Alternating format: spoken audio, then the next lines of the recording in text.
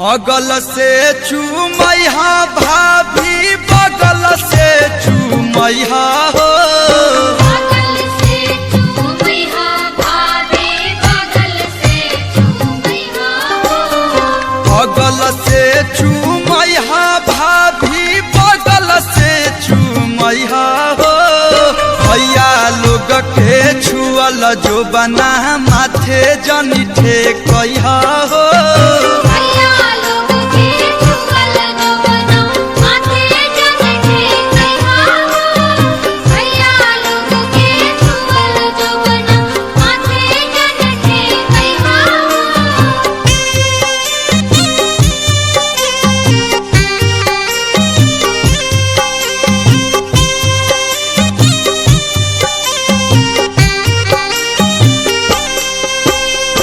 अगल से चूमैहा मामी बगल से चूमैहा हो।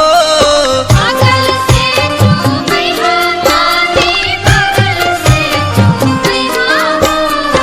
अगल से चूमैहा मामी बगल से चूमैहा हो। मामा लोग के छुअल जो बना माथे जनी ठेक